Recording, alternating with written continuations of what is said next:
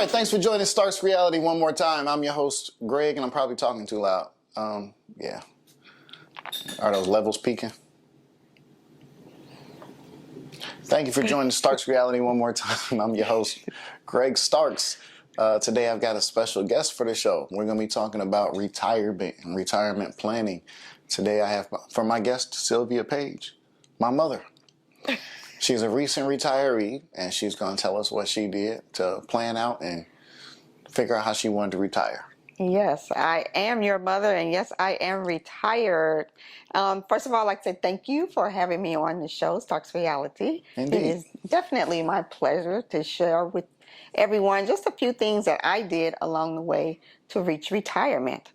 Now, you may say I'm not old enough to retire, but what is old enough to retire? You're old enough whenever you say you're old enough to retire. Absolutely. Not old enough to get Social Security, but definitely old enough to retire. Definitely. And Social Security cannot be your only means of income. Absolutely. In a lot of cases. If you're waiting on that, you're probably going to be in trouble. Right. So some things that I have learned along the way and some things that I have did to prepare for my quote-unquote early retirement.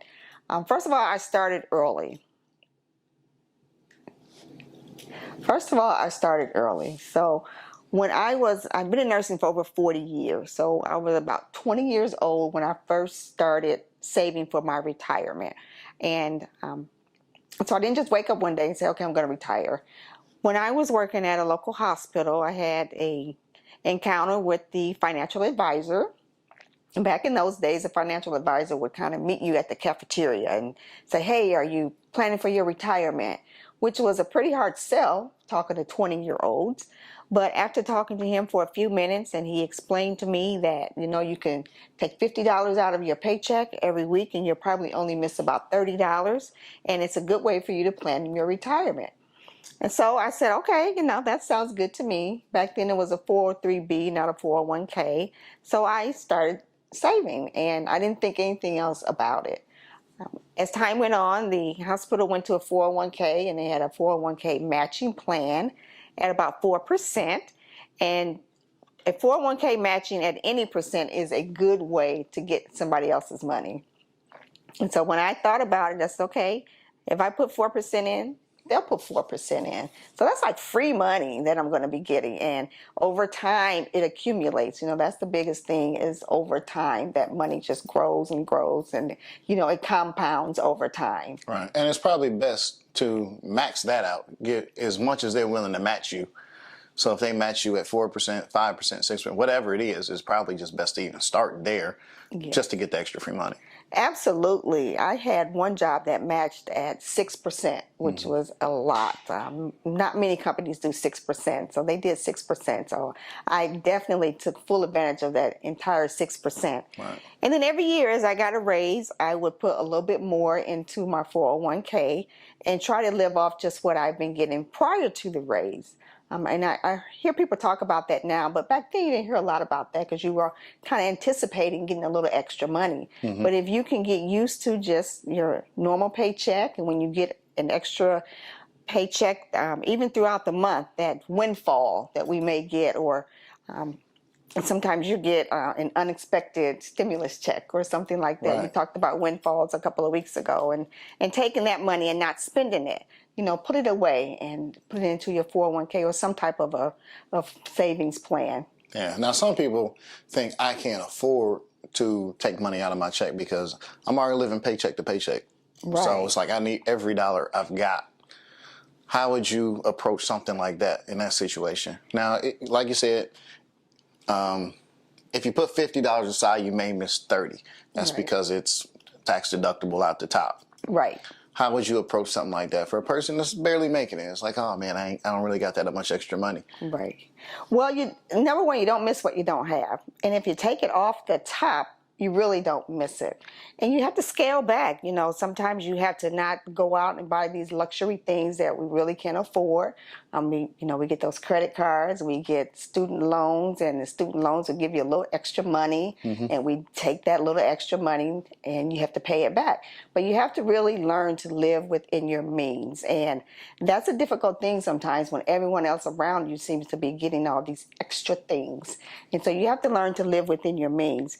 And I would also say, I heard a long time ago, I heard a minister say that you tithe 10%, save 10%, and take the other 10% and save it, and then you live off the rest. And I kind of live by that. I'm not totally 100% all the time, but that's kind of my rules that I've been living by. And for me, it's worked.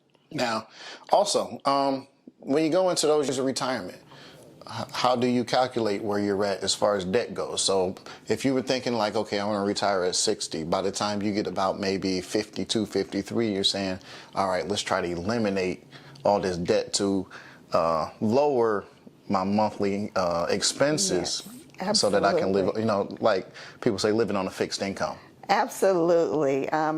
Planning is key, and I really advise anyone to that's thinking about retirement, or even not thinking about retirement, because planning is the key to anything. Even if you're just going to buy a house or a car or whatever, and retirement is no exception to that. So you want to make sure that you plan early. You want to sit down with a financial advisor and let them know, hey, if you want to retire when you're 60, what do I need to do to get there? So you may have to put a little bit more than your 401k matching. You may have to do 10%, 20%, 30%. Once you get to a certain age, you can do a catch-up, so you can put even more than that. But you need to eliminate those credit cards. Oh my gosh, that consumer debt will get you every time. So, you should only really have your house and maybe a car. And if you can get that house paid off, good for you. But that consumer debt where you have all those credit cards, you really have to get rid of that. Yeah, and the way I look at it, you use windfalls to eliminate consumer debt. When you get a windfall, it's like, okay, because the consumer debt is costing you the most. The highest interest is on the consumer debt. You look at a mortgage on a home, you look at a car payment, student loans and all that stuff. Yes. They don't have high interest like that consumer debt does. Right. And it doesn't affect your credit score like the consumer debt does. So I've always, I must admit, used any windfall that I've had to kind of pay off some of those consumer debt credit cards. I admit I played the credit card game where you can get a credit card, you do a balance transfer, 0% interest, 3% upfront. So I did that for a while. You robbed Peter to pay Paul. Yes, so I did that for a while, so it hasn't always been smooth sailing. So I did that for quite a while until I actually got out of debt. Right, and it's not always going to be smooth sailing, because that's a lofty thing to say. I'm going to have enough money that I can stop working.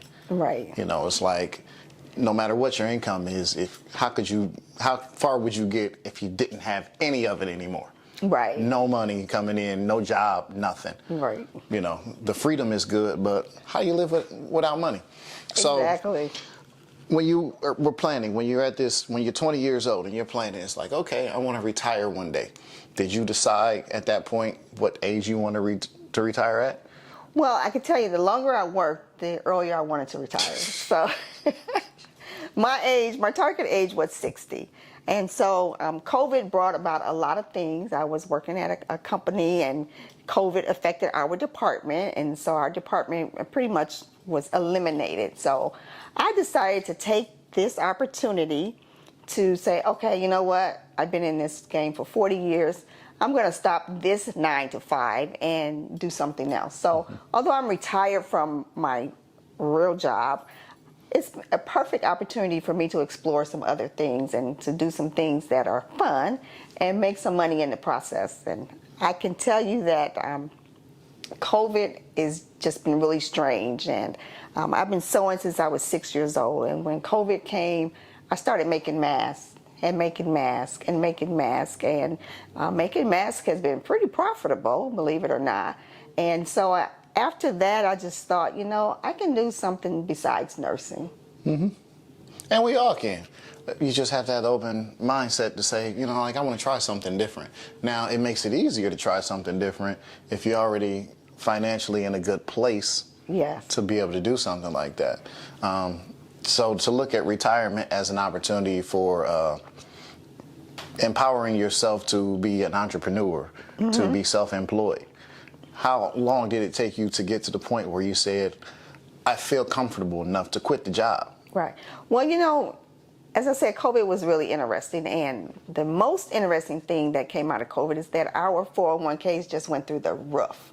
I mean, they just went up and up and up and up. And it's just the strangest thing to me. And so my 401ks were doing really well. I'm trying not to touch them, but I've always been pretty frugal. As most people know me, I'm pretty frugal.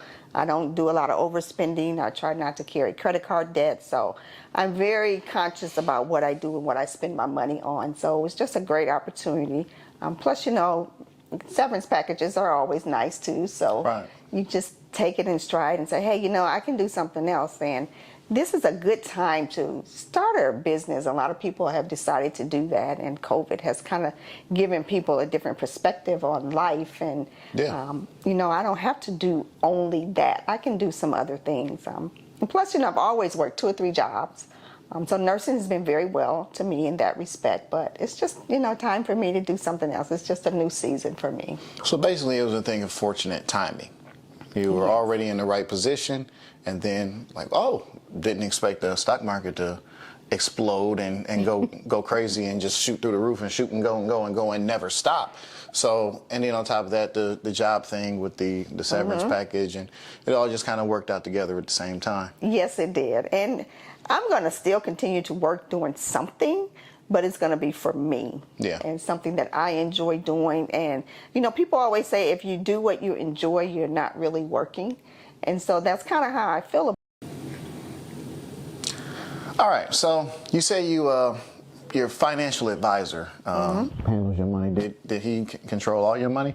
So one thing I know, I look at you say you look at your statements and you look and see how your money's doing. Well, I try to manage some of mine, and then I have somebody else manage some of it, and not, but I don't have the knowledge to be able to manage a whole lot of money. Right. So did you entrust everything with your financial advisor?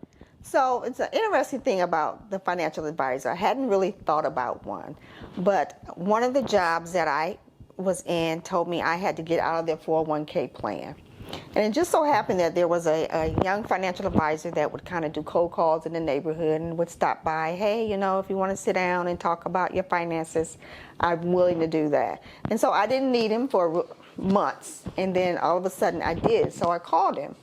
And so what was really good about sitting down with the financial advisor was that he was able to look at the money that I had currently in my 401ks. And I do have money in every job that I've had. I probably had 4 or 5 jobs that have 401ks. Now let's pause real quick.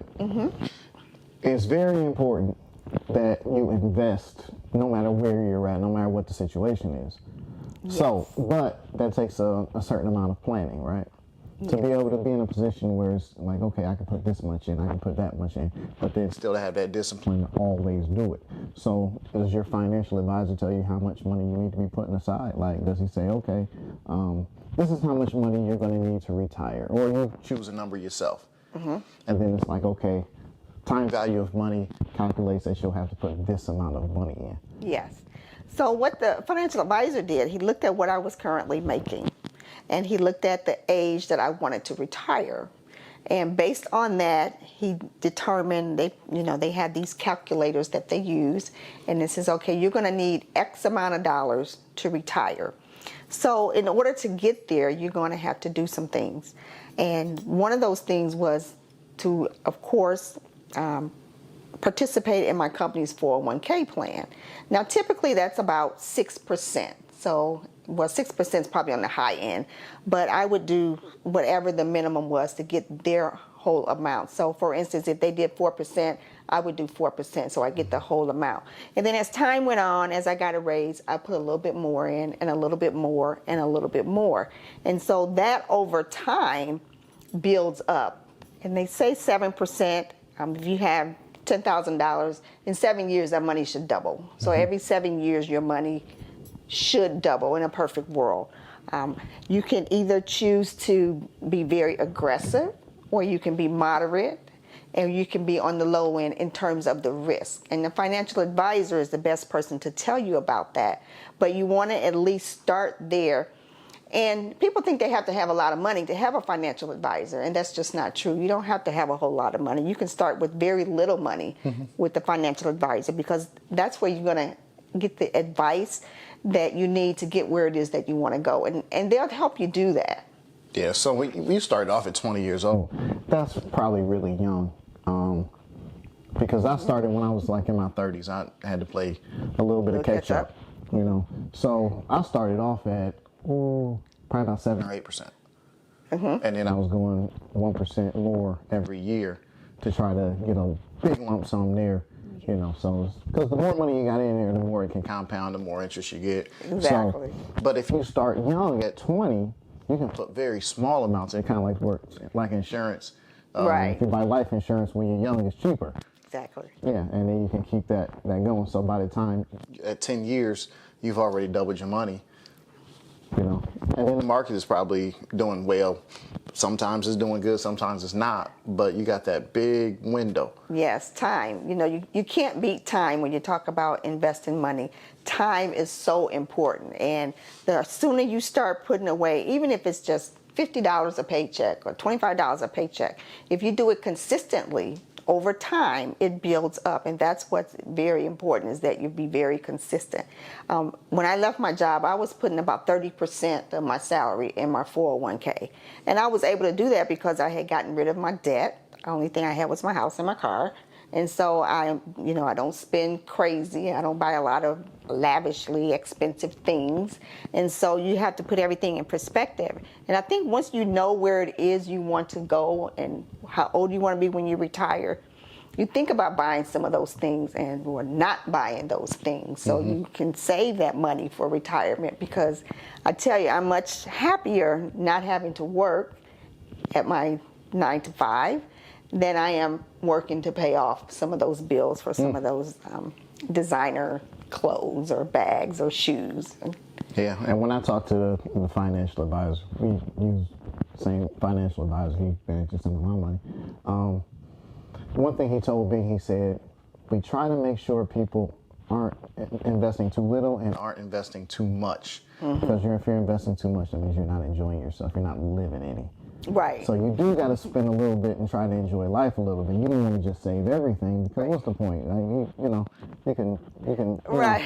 It could all be over tomorrow, and it's like you saved all this money and you don't get to enjoy any of it. Exactly. And to that, I would say, if you plan on taking a vacation, save up for that vacation. Yeah. Plan for, just like you plan for retirement, plan for your vacation. I think it's very important that people get away. At least every year, take a vacation, get out of the city, get a different scenery. I think it makes such a difference in how people are, and you kind of get rejuvenated. Yeah. And you have something to look forward to also. Has a certain energy to it, and it kind of motivates you and inspires you. Absolutely. Yeah. Absolutely. We take a family vacation, and we try to every year. We plan for it. We save up for it. So that way, it's not dipping into our pocket all at once. Because I think a lot of times people want to go to Jamaica or somewhere, and they want to, they don't have the money to do it or the resources. But if you get it over time, do it over time and save for it, it works out. Yeah. So plan, and have discipline to do it, and hey, it all works out. You said nicely. I'll go even a little bit further. If you're not investing in your retirement, it's not like you need to start as soon as you can. You should have started yesterday. So the next thing you need to do is go and find out through your HR department, through your human resources, whether it be personnel, whatever. You need to call somebody at NATE. Immediately. Like, you can't wait another 3 weeks. You can't wait another 3 months. You can't wait 3 years. You're already late. If you went to work today, you should have a retirement account already. Absolutely. Well said. Yeah. So, I mean, you got to do it as early as possible, but if you haven't started, you're already late. And you probably already wasted a whole bunch of time. Yes, you have. Don't play with it. Get it done. All right. So, once you get in contact with somebody from the job, a financial advisor, next step is probably going to be deciding what your contribution is going to be.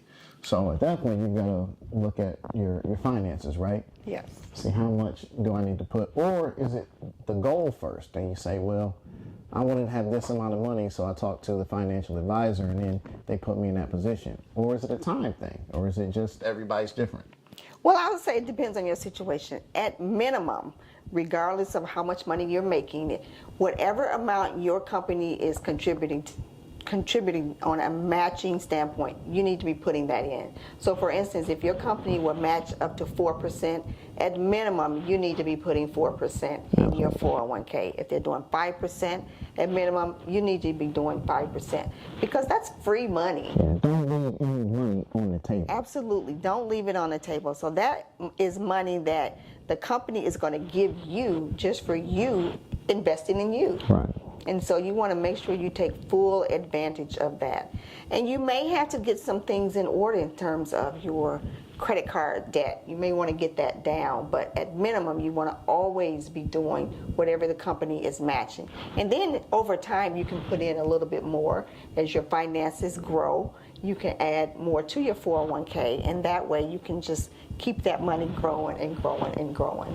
Right. And if you started late, your number is going to be a lot higher than 4, 5, and 6. So if you're behind, if you're at age 35 or 45 or 50, your number is probably going to be about 20% to start with. Absolutely. Yeah, so. And once you get a certain age, you can put a whole lot more in. So I know right before I retired, I was putting up about 30% in my 401k. Yeah. But I was able to do that because I didn't have all that consumer credit card debt to do that. Because the ducks were already in a row. Yes. About it. Although I'm not working for someone else, I'm working for myself, and I'm making money in the process, and I am loving it. Yeah, that's awesome. Yeah, so basically, you started off, you set a goal. Absolutely. And then you just take the steps and you keep on going, and you always put that money aside, and it takes some discipline to do that. It takes a lot of discipline. Like I said, meet with your financial advisor. The younger you can start, the better. Have a goal in mind, and not only that, have a plan. You have to have a plan. Otherwise, you won't know where you want to go if you don't have a plan. Because a lot of people get to 65 and they're like, okay, I'm going to retire. And they haven't sat down with the financial advisor. They have no idea how much they're going to get from Social Security, if they have a pension or not. They haven't looked at any of the numbers. So I'm constantly crunching the numbers and looking at my balances and all of that. So very, very important that you look at your numbers and you start early. That's awesome. Okay, so now you're a hobbyist. So how about you show us what retirement looks like? I will be glad to show some you of the what stuff that retirement looks like. So the stuff you've been doing. All right. Okay, so this is just one of the t-shirts that I have from my faith-based line.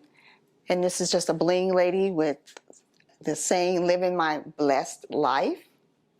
One of my favorite t-shirts. So this is just a wallet here. I put my cell phone in. It fits perfectly in here, and it's embroidered with the word faith on it. I have several colors of this, and also several different sayings. Some of them say faith, some of them say blessed, some say sassy.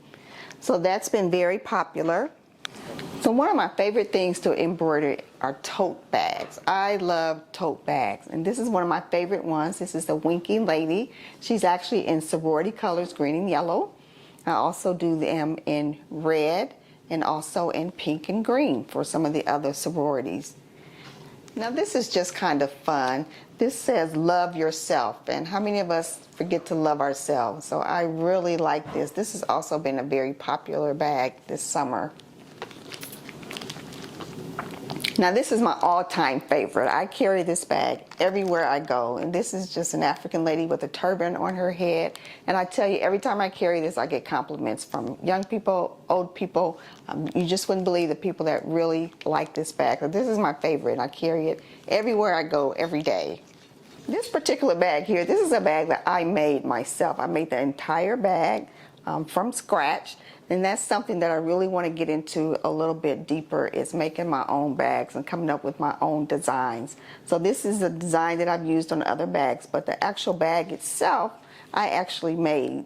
And so going forward, that's what I'm really striving for, is to do my own designs and then put other designs on them. So this was a lot of fun putting this together.